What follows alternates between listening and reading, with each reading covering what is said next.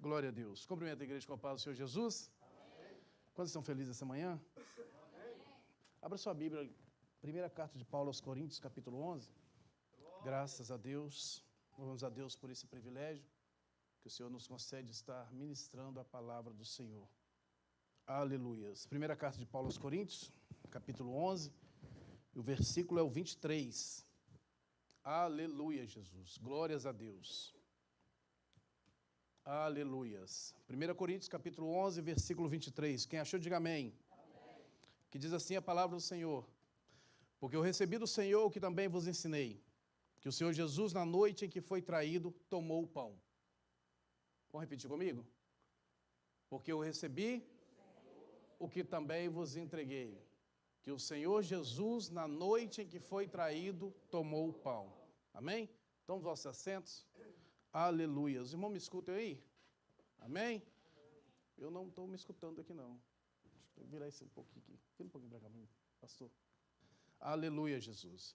Meus irmãos, a grande realidade, quando nós nos deparamos com esse versículo da palavra de Deus, já visto hoje é uma manhã de Santa Ceia, manhã pela qual nós estaremos se prostrando diante da presença do Senhor.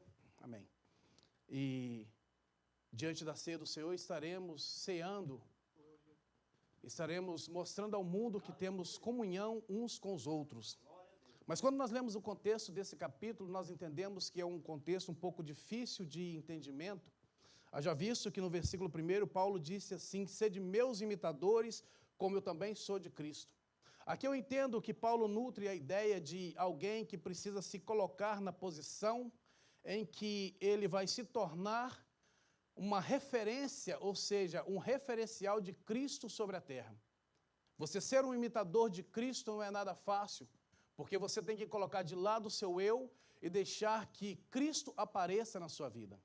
O que Paulo está dizendo aqui é que isso, de certa forma, nos confronta, porque sendo eu quem sou, eu preciso ser exemplo para os outros a partir da ideia de que eu estou imitando a Cristo. Ou seja, eu preciso me apresentar, mas não preciso deixar que o meu eu apareça, que a minha pessoa apareça e que Cristo apareça em mim. E isso é um grande desafio para a igreja dos últimos dias.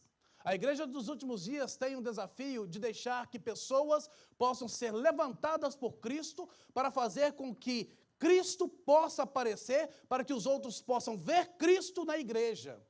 Essa é a grande realidade. Porque muitas das vezes nós tentamos aplicar uma certa teologia dizendo que Cristo está na igreja, mas nós não conseguimos vê-lo, porque nós temos uma facilidade muito grande de acreditar naquilo que é palpável. E a forma que Cristo tem de se apresentar aos outros é através da minha e da sua vida.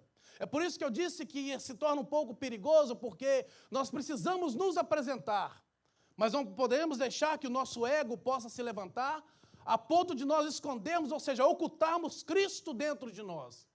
Cristo precisa aparecer. E essa é a grande realidade. Nós precisamos ser imitadores de Cristo.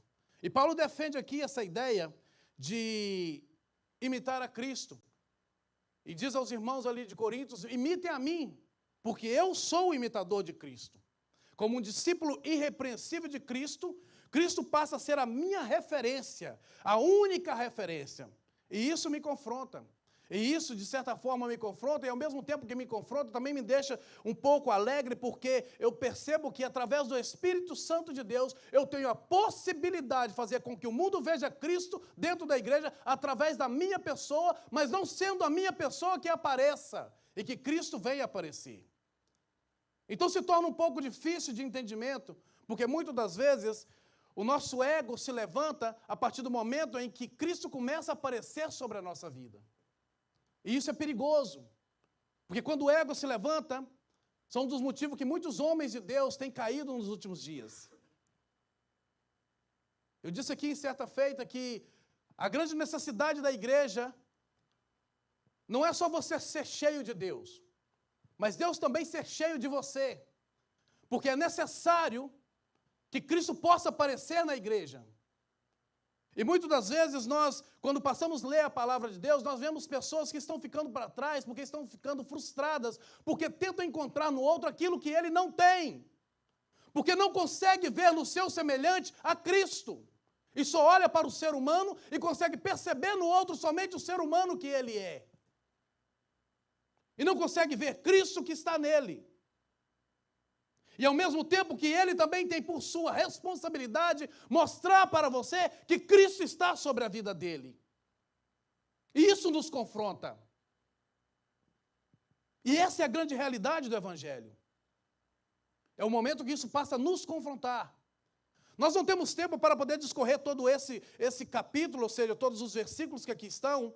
Então eu quero ser de forma bem rápida e sucinta, porque já visto nós ainda temos uma Santa Ceia para poder ser ministrado aqui. Eu já quero pular para o versículo 18, onde Paulo diz assim: porque antes de tudo ouço que quando vos ajunteis na igreja, há entre vós dissensões. Aí Paulo conclui dizendo assim: e em parte eu creio. O que Paulo está tentando dizer aqui para nós é que é bom, de certa forma, não se escandalize com o que eu vou te dizer essa manhã. De certa forma, é bom que haja entre nós dissensões, porque isso mostra realmente quem nós somos. Isso mostra a nossa realidade. Isso mostra a verdade de quem nós realmente somos, e que se algo nós fazemos é porque existe Cristo em nós. Porque a partir de nós mesmos nós não temos nada para poder oferecer, a não ser a Cristo. A igreja dos últimos dias precisa, de certa forma, entender isso. Porque muitas são as picuinhas, as adversidades, as dissensões que têm ocorrido dentro da igreja, e isso tem feito com que pessoas possam desanimar de continuar seguindo a Cristo. Porque o seu foco não está em Cristo. O seu olhar está no homem. E é por isso que essa manhã eu trago essa palavra e confesso aos irmãos que foi 3 horas da manhã que Deus me deu essa palavra, e a partir daí, de meia-noite às 3 horas da manhã, eu não consegui mais dormir. Entendendo o que Deus queria nos falar nessa manhã. São muitas dissensões. E isso é bom. Porque diante dessas dissensões mostra a nossa desigualdade. Não somos iguais. E esse processo que existe dentro da igreja é que faz essa máquina, ou seja, essa engrenagem chamada igreja. O problema é que nós não temos discernimento para poder entender isso. Essa desigualdade que há entre eu e você é que faz com que essa máquina chamada igreja, essa engrenagem chamada igreja, se movimente e tenha vida. As dissensões têm por sua ocasião nos chamar a atenção para nos provocar vidas. Perceba que uma engrenagem, os dentes de uma engrenagem não são iguais. A sua qualidade se encaixa na minha defesa. Ou seja, a sua qualidade se encaixa no meu problema. A sua qualidade se encaixa naquilo que eu não tenho para te oferecer. Enquanto o meu problema se encaixa também na sua qualidade, mas a minha qualidade também encaixa no seu problema, porque não somos perfeitos. Em outras palavras, a sua perfeição se encaixa na minha imperfeição. A minha imperfeição se encaixa na sua perfeição. Mas ao mesmo ponto que a minha perfeição também se encaixa na sua imperfeição. E isso faz com que a igreja tenha movimento, com que a igreja possa crescer. Paulo disse certa feita que é necessário que haja meninos dentro da igreja. Porque se não houver meninos dentro da igreja, não há crescimento. O problema é o momento que você começa a crescer fisicamente e não cresce espiritualmente e continua sendo por longo tempo da sua vida um menino. E não consegue perceber que aquilo que era para te fazer crescer, no momento está fazendo com que você venha degredir, com que você pare de crescer e venha retroceder diante da presença do Senhor. Brigamos por tantas coisas inúteis. Não vou sentar, não vou embora porque fulano sentou no meu lugar. Vai embora hoje, porque eu sentei no seu lugar. Mas não esqueça que semana que vem, venha mais cedo, porque se você não chegar mais cedo, outro também estará sentado no seu lugar. E isso faz com que você cresça diante da circunstância em que Jesus está te apresentando. Olhe para mim e não olhe para o homem. Brigamos por coisas inúteis. por uma vaga de carro, por uma ajuda que não recebemos. Começamos a indignar por isso. Enquanto, na verdade, o que Deus está querendo é que você cresça diante dessa situação. Não fique parado, transtornado, ou seja, inércio, sem crescer, e culpando a Cristo aquilo que Cristo não tem nenhuma culpa. Porque no dizer de Cristo, ou seja, no dizer de Paulo, Paulo está dizendo, eu não estou aqui criando para vocês uma ideologia de que eu sou perfeito, mas eu passei a imitar a Cristo. Então passem a me imitar, porque eu sou imitador de Cristo. E isso faz com que a igreja de Cristo cresça, porque fazemos parte desse corpo, que se chama igreja. Então é necessário que haja no nosso meio isso. Perceba que Paulo está dizendo aqui, é necessário que haja distensões. E importa que haja entre vocês também heresias. Para os que são sinceros, se manifestem.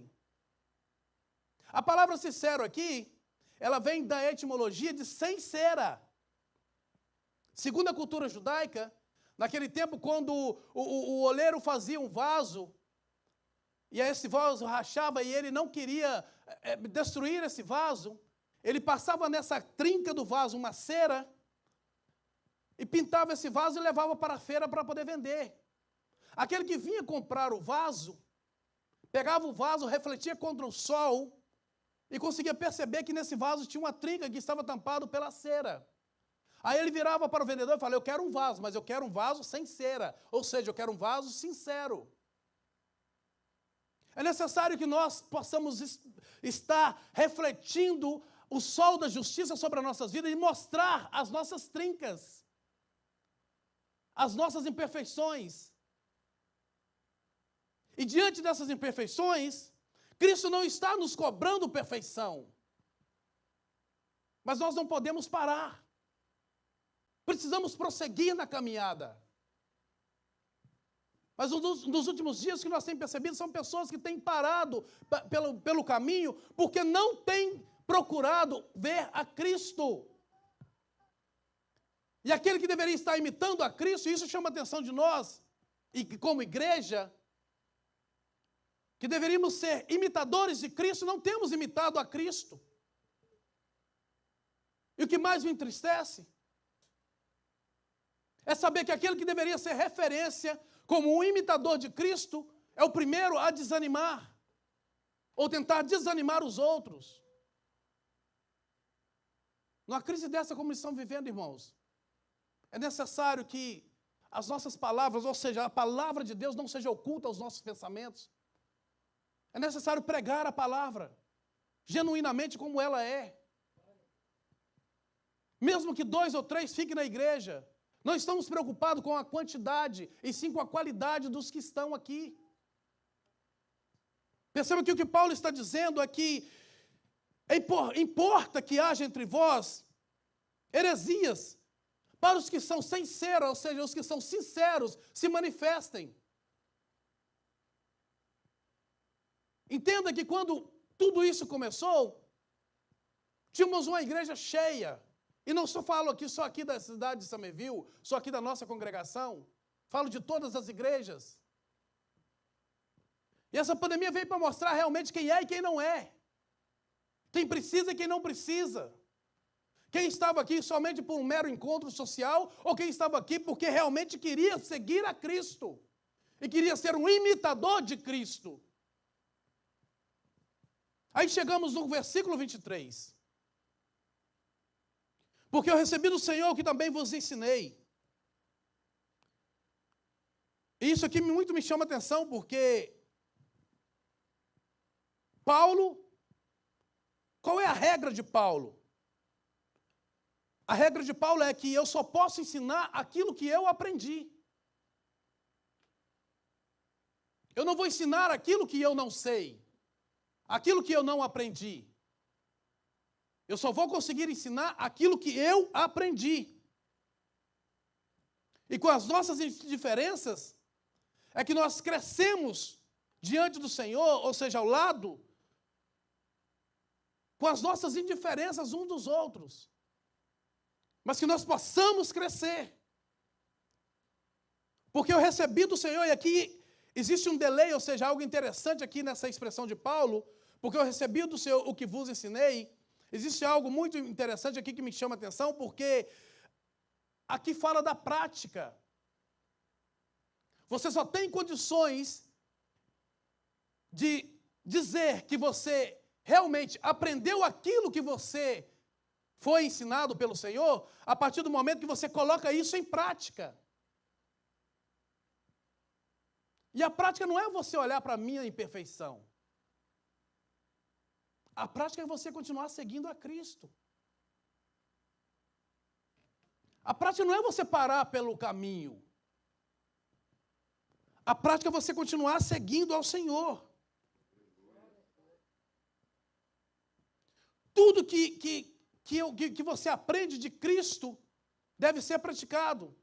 Só existe na vida, ou seja, só existe vida no que você está aprendendo a partir do momento que você pratica.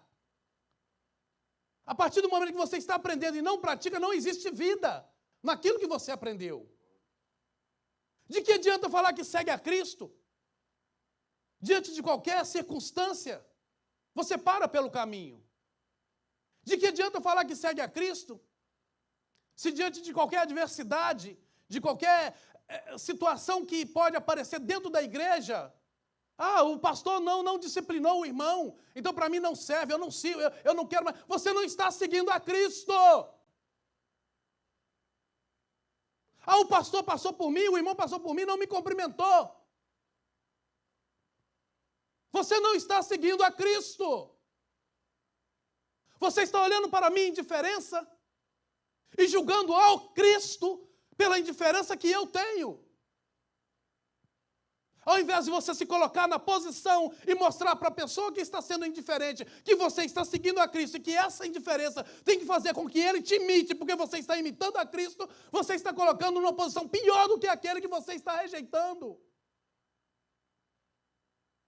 Isso é colocar em prática. Paulo está dizendo, porque eu recebi do Senhor aquilo que eu vos ensinei. O que o Senhor me ensinou, eu coloquei em prática. E ensinei também a vocês. E aqui, eu anotei algumas coisas, porque a mente às vezes falha. E perceba que aqui Paulo está se referindo à fonte. A fonte não é Paulo. O que Paulo está tentando dizer aqui é que se você passa a me seguir e não a seguir o Senhor, você corre o risco de se tropeçar. Porque a fonte não é Paulo. Existe uma fonte em que Paulo está imitando. Essa fonte é Cristo. E em Cristo há a perfeição. Então há motivo suficiente para você continuar seguindo ao Senhor e imitando ao Senhor.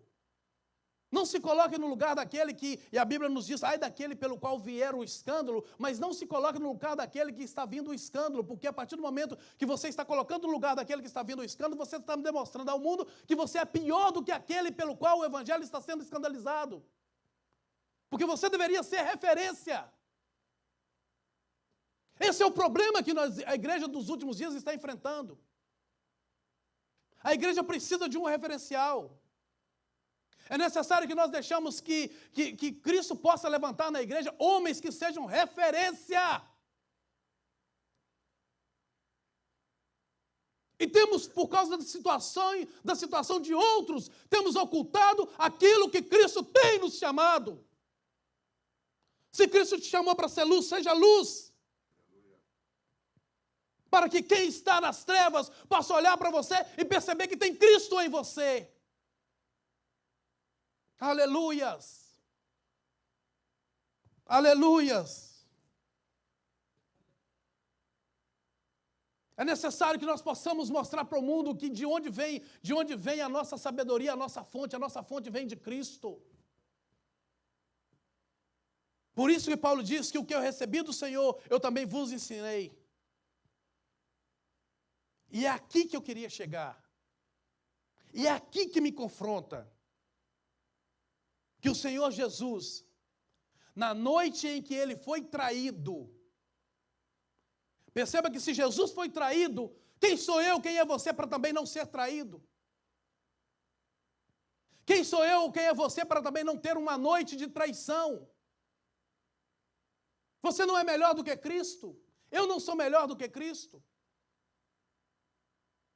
Se Cristo teve uma noite de traição, nós também podemos ter uma noite de traição. Isso é inevitável na nossa vida. Agora, a questão é, como nós sairemos dessa noite de traição? Porque a palavra de Deus nos diz que a noite não dura por muito tempo.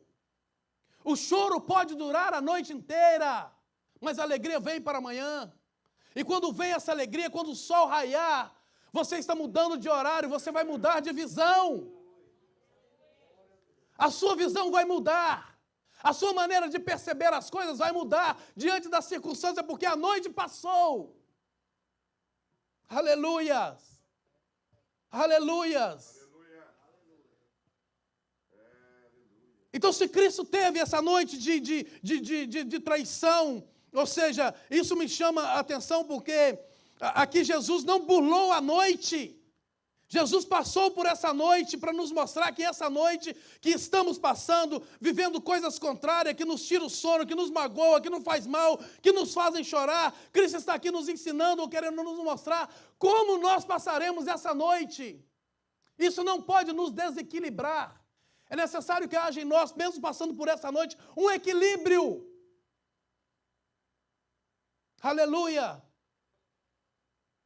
É necessário que passamos por essa noite, para que haja um equilíbrio. Precisamos enfrentar com a consciência de que nenhuma noite dura para sempre, essa noite vai ter fim. Aleluia! É isso que Cristo está nos mostrando aqui. Que na noite que ele foi traído, e aqui eu já caminho para o encerramento, ele tomou o pão.